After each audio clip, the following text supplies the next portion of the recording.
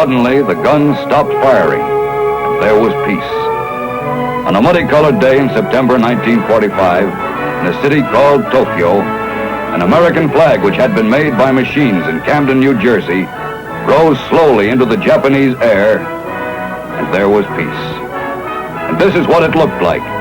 This is how it was that day when history turned the corner into the future, down a Tokyo street, and the world was at peace, perhaps forever. The Japanese soldier, defeated and disarmed, returned to a homeland stripped of its power and will to make war. Here was testimony to the effectiveness of our Superfort incendiary raids. Yokohama, razed and seared by the fire bombs. Tokyo, 80% destroyed, 100,000 dead. Antiquated hand pump firefighting apparatus was proof that the Jap had not believed it possible. It was possible, but it would take a long, long time to convince Japan of its defeat.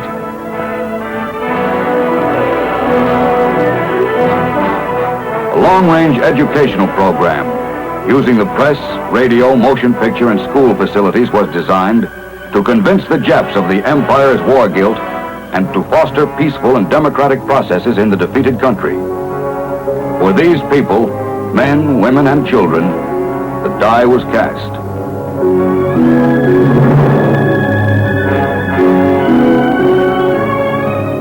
American planes buzzed Tokyo, winging over the Imperial Palace, reminding its heaven-born tenant who was boss. Below, Japs bowed with reverence before their unseen emperor, who was now taking orders from Washington, D.C., USA. Emperor Hirohito, 124th of his line, supreme power in Japan, until General MacArthur took over the reins. In these films from another day, General Hideki Tojo rode behind the Mikado in pompous display. At a Yokohama hospital on September 11th, Tojo lay near death after shooting himself with an American pistol. The blood of a Yank sergeant helped save the ex-premier for trial as #1 war criminal. Tojo ordered the sneak attack on Pearl Harbor. His deed came back to haunt him less than 4 years later in a blast of atomic energy which roared the final death note for all Japanese militarists. Smoke rose 50,000 feet. An explosion equal to 20,000 tons of TNT brought the greatest man-made disaster in the history of the world. This was Hiroshima. The first atomic bombing of August 6th completely leveled 4 square miles, constituting 60% of the city. Nagasaki, where the Strategic Air Forces loosed a second atomic bomb on August 9th. 18,000 of the city's 50,000 houses and buildings were destroyed, including the vaunted Mitsubishi steel foundry. It was the beginning of the end. The Allied fleet, approximately 400 vessels strong, received its ceasefire orders early on the morning of the 15th. Surrender in the Pacific cut short new attacks planned to precede actual invasion of the Japanese mainland.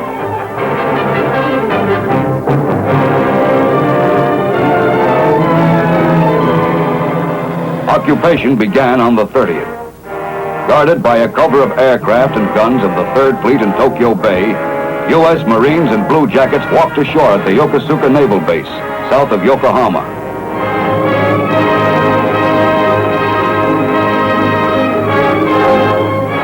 Brief formalities marked the official acceptance of the base.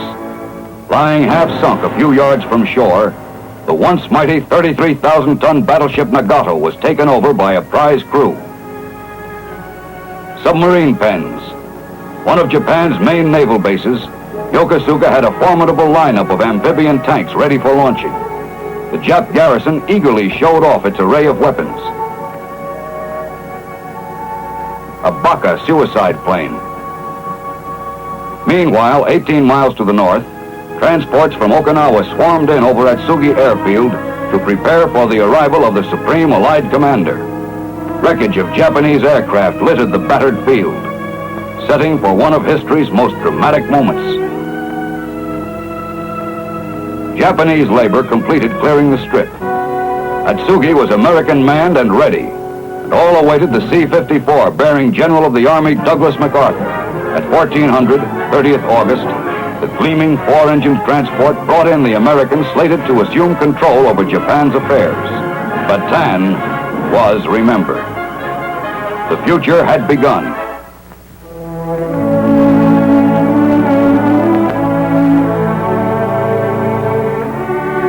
First to greet his chief was Lieutenant General Robert Eichelberger, newly appointed commander of the Tokyo area.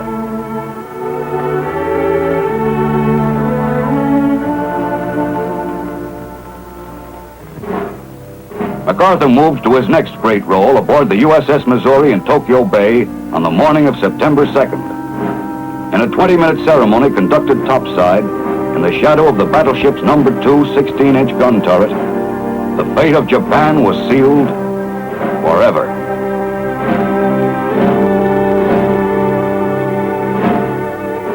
The 11-man Japanese delegation was photographed by cameramen perched at every vantage point to record the momentous event for posterity. The stage was set. General MacArthur walked from a cabin to open the surrender ceremonies. We are gathered here, representatives of the major warring powers, to conclude a solemn agreement whereby peace may be restored. The terms and conditions upon which surrender of the Japanese imperial forces is here to be given and accepted are contained in the instrument of surrender now before you.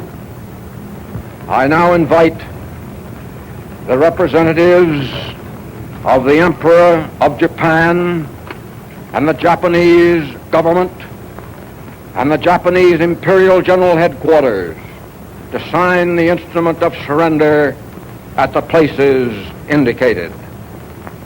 On behalf of Emperor Hirohito, Foreign Minister Mamoru Shigemitsu signed for the Japanese government. Japan accepted unconditional surrender according to the provisions of the Potsdam Declaration.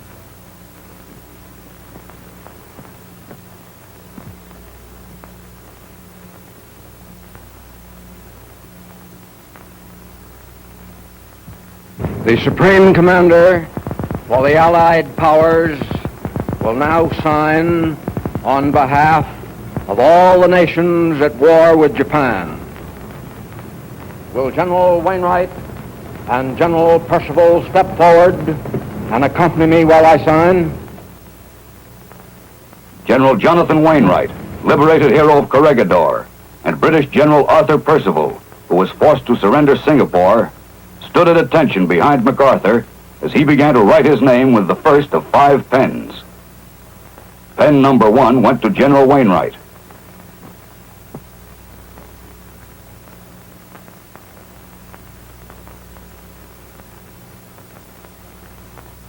The second pen was handed to General Percival.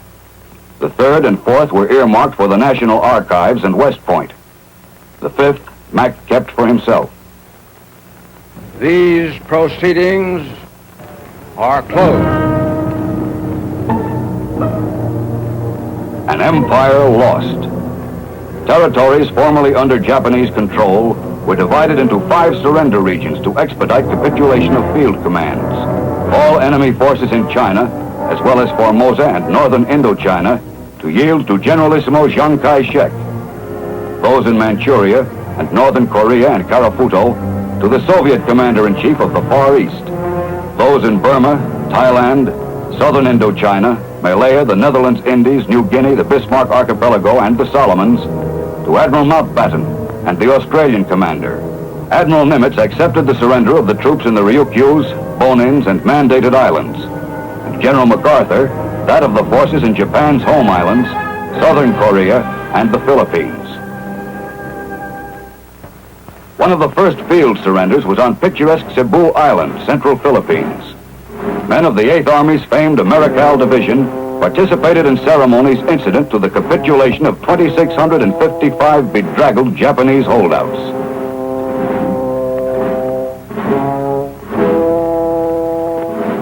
The commander of the Japanese 35th Army handed over his saber.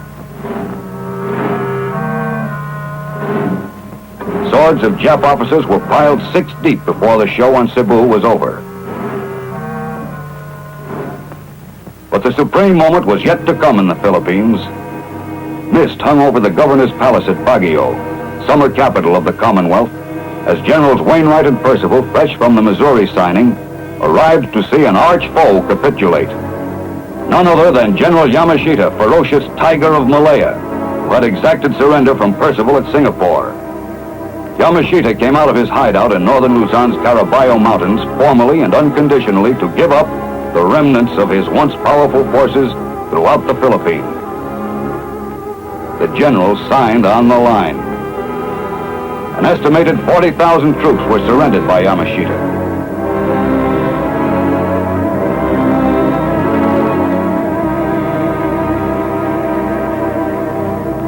Following the 11-minute ceremony, Yamashita was turned over to the MPs as a prisoner of war, and he had a brand new nickname, Gopher of Luzon, hung on him by an anonymous GI. New Bilibid prison south of Manila was the next address for Yamashita. A nice, quiet cell awaited the fangless tiger.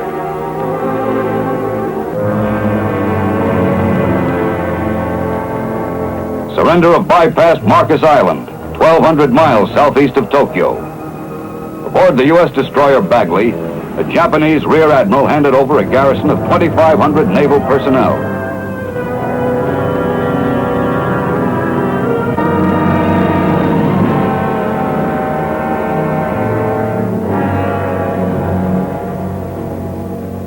Wake Island, one of the greater chapters of American heroism, was brought to a close on September 4th, with Old Glory run up to mark our retaking of the island.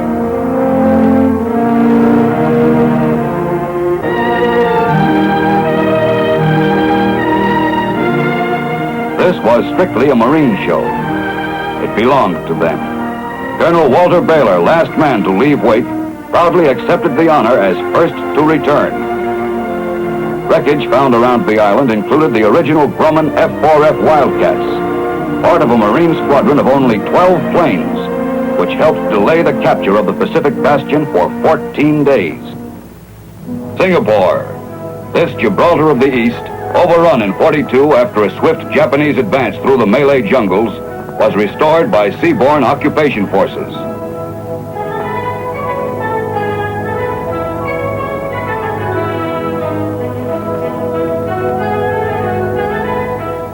Ships of the British Pacific Fleet off Hong Kong, which had been the first Allied stronghold in the Orient to fall. Surrendered on Christmas Day, 1941, Britain's 32-square-mile colony was the scene of massacres that early showed a shocked world how the Jap meant to rule. In August 1945, the British took over again. Navy combat teams flushed snipers from alleys and streets.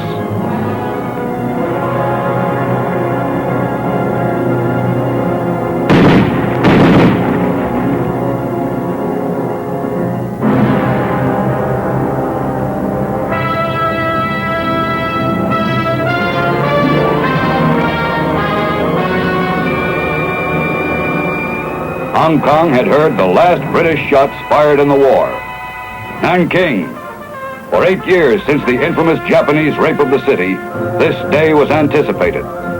In the auditorium of the Central Military Academy, former enemy headquarters, the longtime conqueror at last bowed out. By a stroke of a pen, 1 million hated Jap troops in China surrendered to Chiang Kai-shek.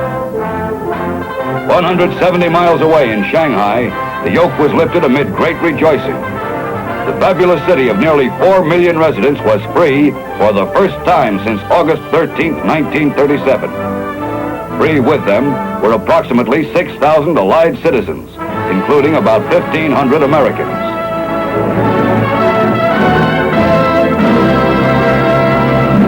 Southern Korea. Yank troops received a roaring welcome from a people who had been under the Japanese lash for nearly 40 years. Surrender ceremonies were held in the throne room of the governor's palace at the capital city of Seoul.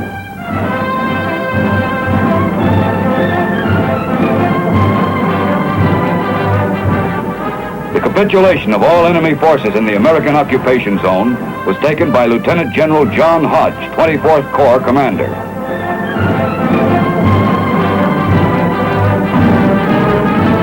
Outside the palace, the Japanese colors were hauled down. The Hermit Kingdom was free again. Restored to Koreans were the basic freedoms long denied them by the Japs.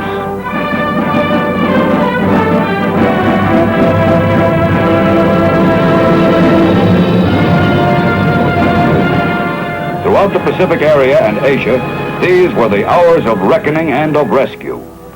Rescue not alone for oppressed populaces, but also for Allied prisoners of war who had endured endless Jap atrocities in hundreds of PW camps. Men from Bataan and Wake, the Aleutians, Marianas, Hong Kong. Men of ships sunk at sea and planes shot down in combat, at long last awakened from a nightmare to learn to laugh once more.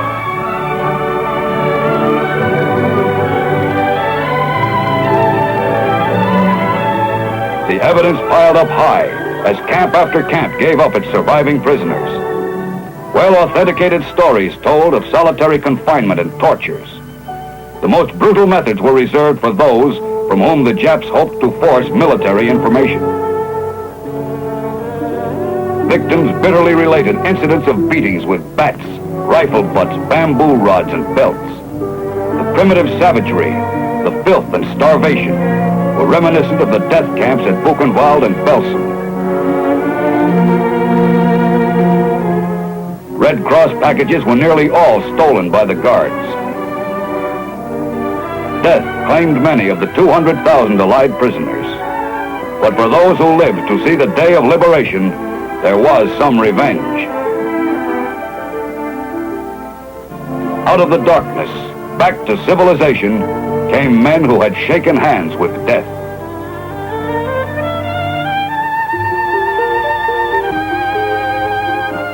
For thousands of homes the world over, there was to be cheering news. Owing to the Jap trick of not reporting numerous Allied prisoners, men long believed dead could flash the happy word of their survival.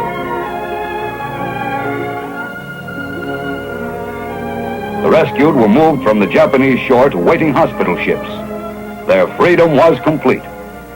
Their hope for freedom forever for all mankind was voiced by their commander aboard the Missouri when he said, "It is my earnest hope, and indeed the hope of all mankind, that from this solemn occasion a better world shall emerge out of the blood and carnage of the past, a world founded upon faith and understanding, a world dedicated to the dignity of man and the fulfillment of his most cherished wish for freedom, tolerance, and justice."